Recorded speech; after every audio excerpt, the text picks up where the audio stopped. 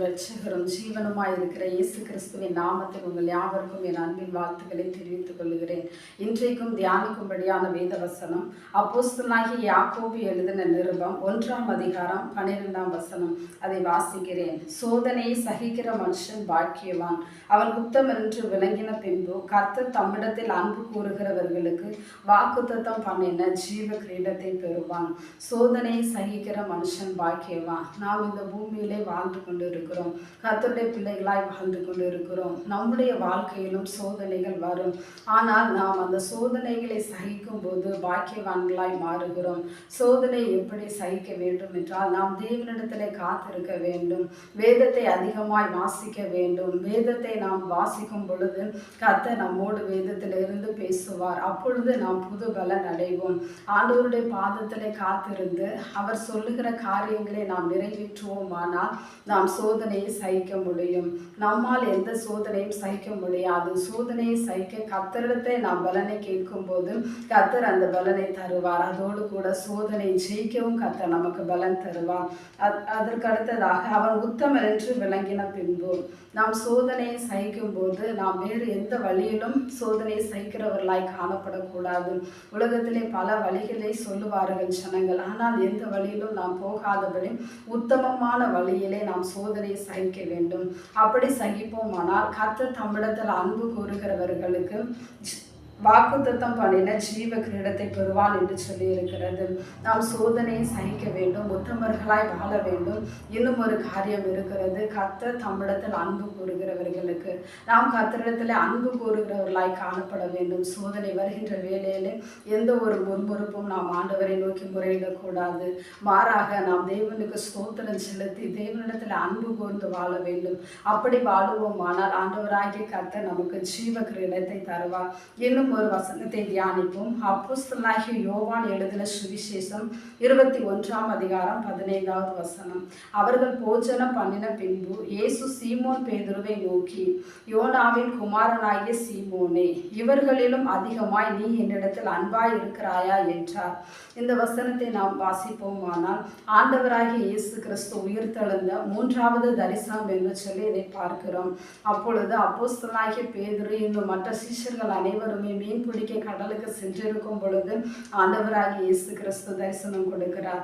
பின்பு அவர்களுக்கு போஜனத்தை கொடுக்கிறார். அவர்கள் போஜனம் பண்ணி முடித்த பின்பும் அவர் சீமோன் பேதுருவிடம் கேட்கிறார், யோனாவின் குமாரனாகிய சீமோனே, இவர்களிலும் அதிகமாய் நீ என்னிடத்தில் அன்பாய் இருக்கிறாயா என்றார். இந்த வசனத்தை நாம் பார்ப்போமானால் வானத்தையும் பூமியையும் அவைகளிலுள்ள எல்லாவற்றுக்கும் சொந்தக்காரரானவர், எல்லாவற்றையும் உண்டாக்கின தேவன் இந்த பேதுருவிடத்துல ஒரு ரிக்வெஸ்ட் மாதிரி கேட்கிறாரு. ஆண்டவராகிய இயேசு கிறிஸ்து என்ன கேட்கிறாரு? இவர்களிலும் அதிகமாய் நீ என்னிடத்தில் அன்பாய் இருக்கிறாயா?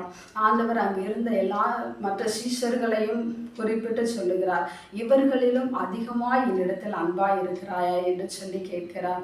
இந்த கொஸ்டினை கேட்கறதுக்கு காரணம் ஆண்டவராகிய இயேசு கிறிஸ்துவை அவர் சிலுவையிலே மரணமடைவதற்கு முன்பாக 3 முறை மறுதலித்தவனாய் காணப்பட்டான். அதை நினைவு கூர்ந்து ஆண்டவராகிய இயேசு கிறிஸ்து 3 முறை கேட்கிறார், நீ என்னிடத்தில் அன்பாய் இருக்கிறாயா? இவர்களிலும் அதிகமாய் என்னிடத்தில் அன்பாய் இருக்கிறாயா என்று சொல்லி கேட்கிறார். இந்த வசனத்தை நாம் வாசிக்கும் பொழுது நன்றாய் அறிகிறோம். அப்போஸ்தலனாகிய பேதுருவிடத்தில் ஒரு முக்கியமான பொறுப்பை கொடுக்க இருக்கிறார். ஏனென்றால் அவர்தான் நல்ல மெய்ப்பனாக இருந்து இந்த உலகத்திலே ஜனங்களை மேய்த்து கொண்டிருந்தார். அப்படி இருக்கும் பொழுது இப்பொழுது நான் என் பிதாவினிடத்திற்கு போகிறேன் என்று சொல்லி அந்த பொறுப்பை இந்த பேதுருவிடத்திலே அப்போஸ்தலனாகிய பேதுருவிடத்திலே கொடுக்கும்படியாக அவர் கேட்கிறார். அப்பொழுது அப்போஸ்தலனாகிய பேதுரு சொல்கிறார், ஆம் ஆண்டவரே, நான் உண்மை நேசிக்கிறேன் என்று சொல்லி. ஆண்டவர் கேட்ட கொஸ்டின் என்னன்னா, நீ என்னிடத்தில் அன்பாய் இருக்கிறாயா அப்படின்னு சொல்லி கேட்கிறாரு. அப்போஸ்தலனாகிய பேதுரு சொல்கிறார், உண்மை நேசிக்கிறேன்னு சொல்லி. அடுத்த முறை இதே கொஸ்டினை கேட்கும்போது உண்மை நேசிக்கிறேன் என்று சொல்லி சொல்லுகிறார். 3ஆம் தடவை ஆண்டவராகிய இயேசு கிறிஸ்து கேட்கிறாரு, நீர் என்னை நேசிக்கிறாயா என்று சொல்லி கேட்கிறார். ஃபர்ஸ்ட் 2 முறை அன்பாய் இருக்கிறாயா என்று கேட்டார். கடைசியிலே நீ என்னை நேசிக்கிறாயா என்று சொல்லி கேட்கிறார். அப்பொழுது பேதுரு துக்கப்பட்டு, நான் உம்மை நேசிக்கிறேன் என்பதை நீர் அறிவீர் என்று சொல்லி பார்க்கிறோம். மற்ற டிரான்ஸ்லேஷனில் நாம் பார்க்குமானால் எல்லாவற்றிலுமே ஒரே வார்த்தை கொடுக்கப்பட்டு இருக்கிறது. ஆனால் நம்முடைய தமிழ் வேதாகமத்திலே இதற்கான 2 பதத்தை கொடுக்கிறார். ஆகவே எனக்கு அன்பானவர்களே, நாம் கர்த்தரிடத்தில் அன்பாய் இருக்க வேண்டும், அவரை நேசிக்க வேண்டும். எல்லாவற்றையும் விட நாம் அவரை நேசிக்க வேண்டும். இந்த உலகத்தில் எத்தனை ஜனங்கள் வாழ்ந்தாலும் கர்த்தருடைய பிள்ளைகள் எல்லாருமே ஆண்டவரை நேசிக்கிறார்கள். ஆனால் ஆண்டவர் கேட்கிறார், இவர்களிலும் அதிகமாய் நீ இந்த இடத்தில் அன்பாய் இருக்கிறாயா என்று சொல்லி. எனக்கு அன்பானவர்களே, நாம் இந்த உலகத்திலே ஒரு சிறு பகுதியிலே ஒரு குடும்பத்திலே வாழ்ந்து கொண்டு இருக்கிறோம், பட்டணத்திலே வாழ்ந்து கொண்டு இருக்கிறோம். ஆனால் முழு உலகத்துக்கும் இன்னும் சொல்ல முடியாத எல்லா காரியங்களுக்கும் ஆண்டவராய் இருக்கிறார். நாம் அறியாத பல காரியங்களை ஆண்டவர் வைத்திருக்கிறார். இந்த பூமி, வானம் என்று சொல்லி பல காரியங்கள் காணப்படுகிறது. அவைகள் எல்லாவற்றையும் உண்டாக்கின தேவன் உங்களையும் என்னையும் பார்த்து கேட்கிறார், இனி இவர்கள் எல்லாரிலும் என்னை அதிகமாய் நேசிக்கிறாயா, அன்பாய் இருக்கிறாயா என்று சொல்லி கேட்கிறார். எனக்கு அன்பான தேவனுடைய பிள்ளைகளே, இந்த உலகத்திலிருந்து நாம் ஆண்டவருக்கென்று எதையுமே கேட்கவில்லை. அவர் அன்பைத்தான் எதிர்பார்க்கிறார். ஆகவே நாம் அவரிடத்தில் அன்பு கூறுவோம், அன்பு கூர்ந்து தேவனுக்கு பிரியமாய் வாழுவோம். அப்பொழுது நாம் ஜீவ கிரீடத்தை பெற்று கர்த்தருடன் என்றென்றும் வாழ்ந்திருப்போம். கர்த்தர் இந்த வசனத்தின்படி நம்மை நடத்துவாராக. ஜெபிப்போம்.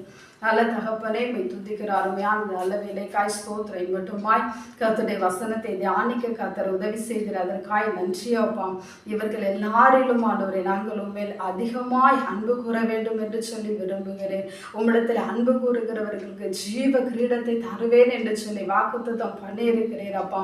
அப்படியே நாங்கள் எங்களுடைய சோதனைகளை எல்லாம் சகித்து உத்தமர்களாய் விளங்கிக்கத்தான் அவை உம்மிடத்தில் அன்பு கூர்ந்து அந்த ஜீவ கிரீடத்தை பெற்றுக்கொள்ளுகிற பாக்கியத்தை தாருங்க அப்பா. கர்த்தர் அப்படியே கேட்டுக்கொண்டு இருக்கிற, பார்த்து கொண்டு இருக்கிற ஒவ்வொருவருக்கும் கர்த்தர் அற்புதம் செய்யும்படியாய் செபிக்கிறோம் ஆண்டவரே. ஜீவ கிரீடத்தை ஒவ்வொருவருக்கும் தரும்படியாய் செபிக்கிறேன். எல்லா துதி கன மகிமை உமக்கே செலுத்துகிறேன். இயேசு கிறிஸ்துவின் மூலம் செபிக்கிறேன் என் ஜீவனுள்ள நல்ல பிதாவே, ஆமென். நாம் எல்லாரை விடவும் ஆண்டவரை அதிகமாய் நேசிப்போம். அப்பொழுது அவரும் நம்மை நேசிப்பார். அவரோடு நாம் என்றும் வாழுவோம். கர்த்தர் தாமே உங்களை ஆசீர்வதிப்பாராக. ஆமென்.